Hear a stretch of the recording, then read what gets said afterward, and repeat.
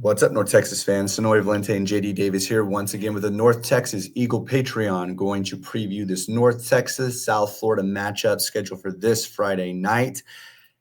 Don't forget, the North Texas Eagle podcast is brought to you by Dave Campbell's College Podcast Network. If it's happening in college football in Texas, we're talking about it. And by Discover Denton, Denton's vibrant downtown square, amazing food scene, live music every night, and hotels that put you close to all the action, whether it's mean green football or just a Texas getaway. Denton is where hip intersects with historic. Plan your visit now at discoverdenton.com. Also, depending on where you're listening to this, check the description if you're on YouTube, and we'll leave a link here to the Patreon where JD, myself, and Miles cover North Texas. We do about 3 podcasts a week, countless articles throughout the season, and just coverage of North Texas football year round. So if you are not already subscribed, we encourage you to do so. It's a one-stop shop for all your North Texas football content.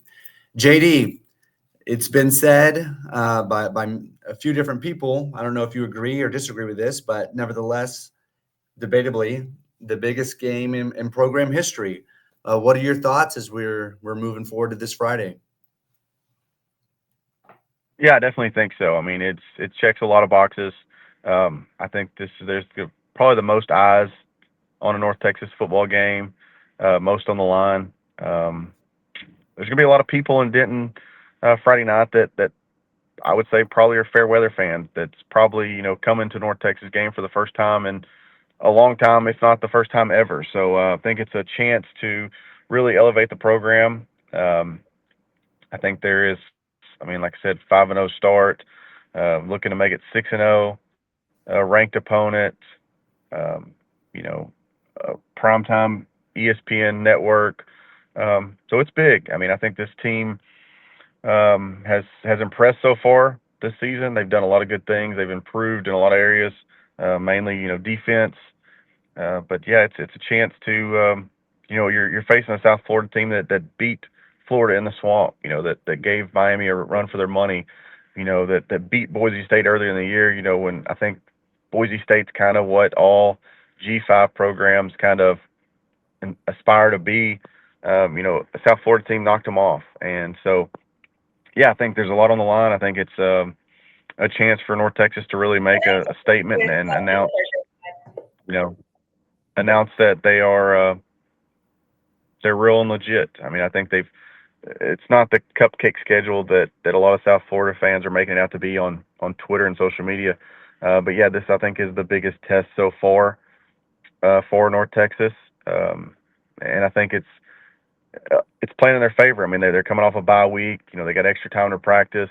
It is at home, so in the crowd, I think it's going to be that 29,000-30,000 people. So I think it's going to be it's laying out to be where North Texas, like I said, has a chance to really propel this season into kind of another stratosphere.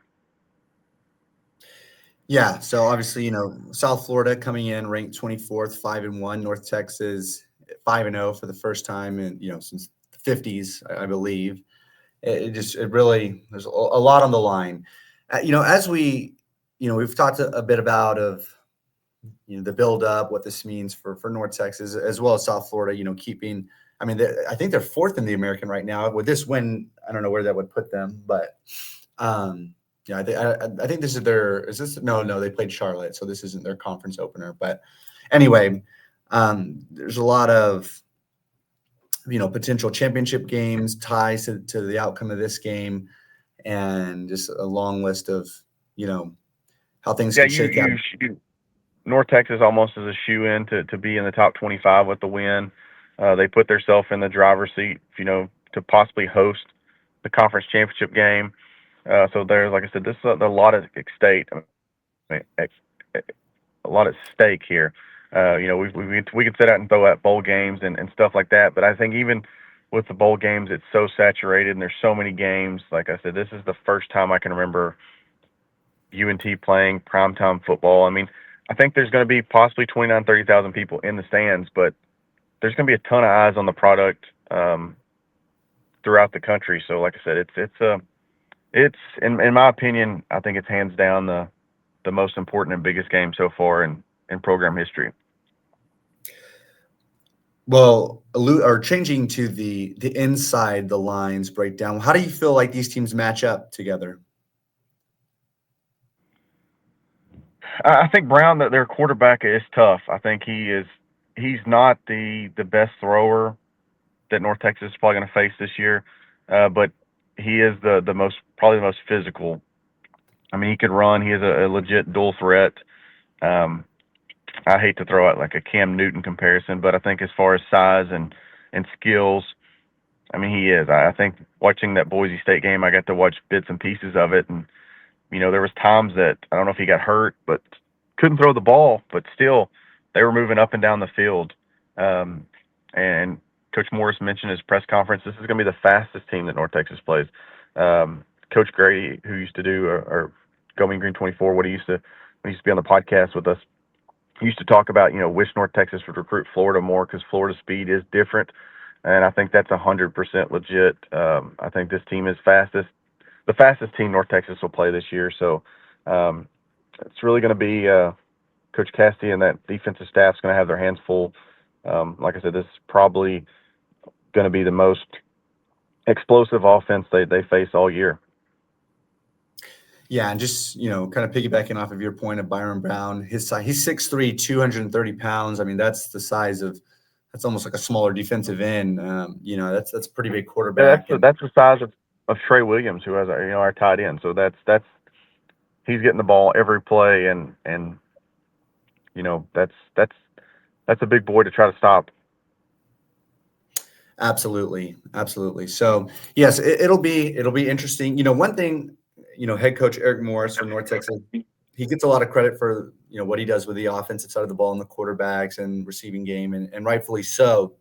But one thing that I feel like has kind of been overlooked, if you take a look at the O-line and D-line comparisons between South Florida and North Texas, they're virtually the same size. And I feel like it was, I don't even know, maybe even last season, but definitely a season or two ago, I feel like there would have been just a visible difference in just the caliber and the size of player that both these teams bring. And now I do feel like North Texas has maybe it's not completely level, but they've closed the gap by a big margin just on size alone. Obviously, that's not the end all be all, but it's always disheartening when you're supporting a team and they trot out against another team and they're just inferior from a size perspective. And I don't think that will be the case on Friday.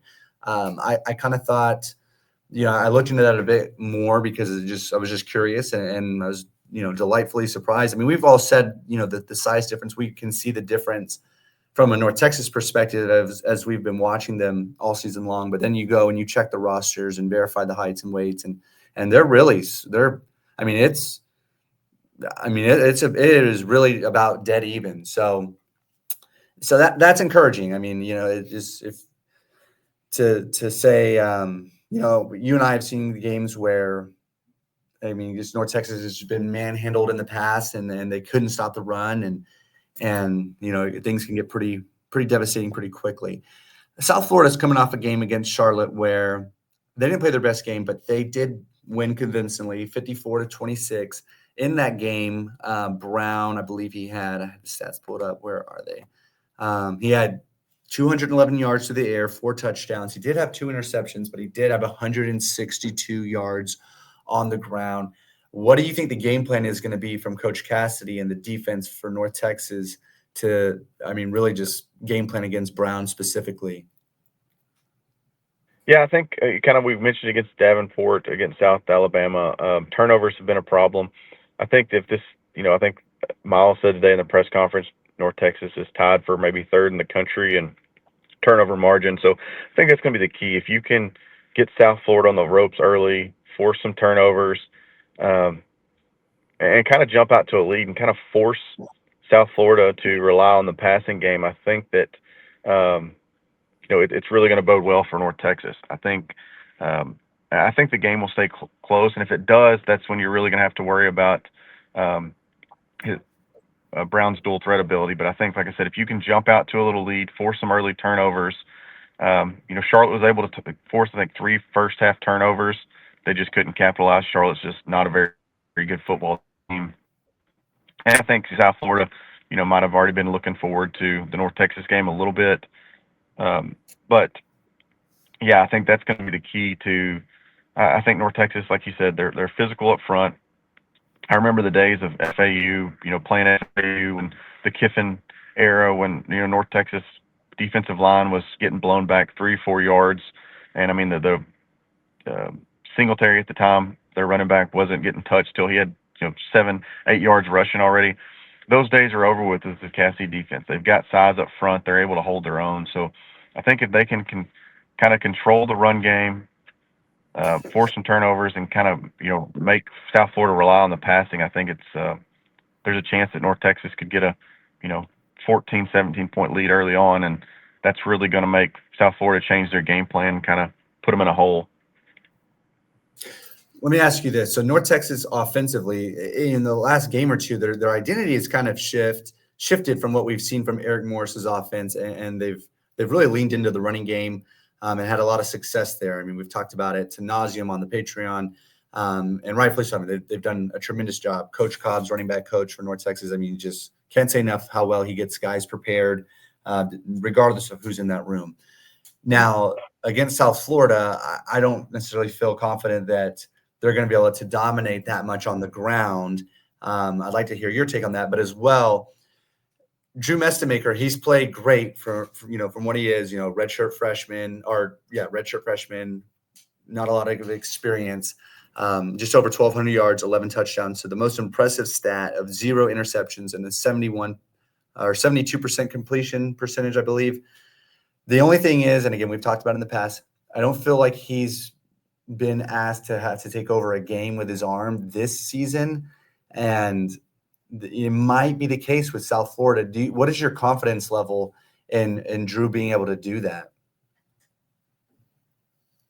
Yeah, we talked about it before the year. I mean, this offensive line, I predicted, I said everything I was hearing through spring and fall camp, that this was the best offensive line North Texas has put on the field. And I think it's proved so far. I mean, there's been times where Mestemaker's had, it felt like 10, 15 seconds back there with no pressure. I think South Florida is going to be able to, with the talent and the athletes they have on that defensive line, I think they're going to be able to produce probably some pressure that Drew hasn't had to face so far this early in the season. So I think that's going to be key for North Texas. How does he react once they do start putting some pressure? I mean, does he get rattled? I mean, the amazing thing for me so far with watching Drew is he's cool, calm, and collected, and seems like a veteran, even though he's still a redshirt freshman. So that's something I'm going to watch. Can this offensive line? How do they match up against like I said, the athletes in South Florida's got along that defensive line, and can they keep Drew upright? But yeah, I think you're still going to have to the running game. They're still going to have that working. I don't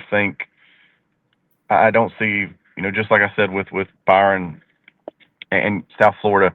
I don't think if Drew throws the ball 60 times, I don't think that's going to bode well for North Texas. I think they're going to have to play as a complete team to beat South Florida, in my opinion. I don't think that, like I said, I don't think if they shut the run game down that North Texas is built to, go old school air raid and dominate. And I may be wrong, but like I said, I think that this North Texas team is the best when they are, and we even saw it in the Seth Luttrell era, that when you're able to run the ball, control the clock, mix in those air raid concepts, that's when North Texas has been the best historically, not just this year, but the last decade.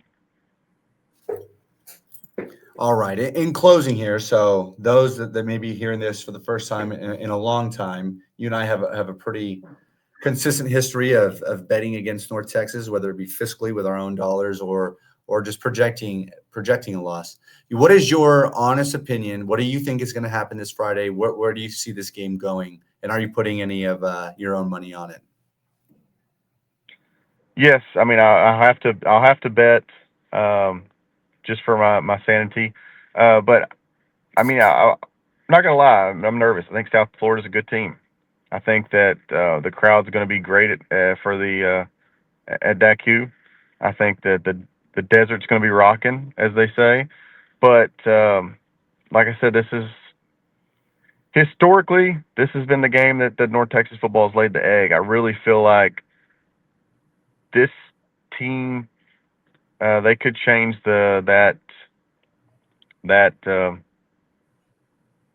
I think they could change that. Really, I mean, I do. I think that this team's in all three phases. I mean, the defense has continues to step up and make plays. Um, but like I said, this has all the writings on the wall for a North Texas letdown. But I really think that the tide's changed with this team, and I think that North Texas pulls out a victory Friday night. You really do. You really think that?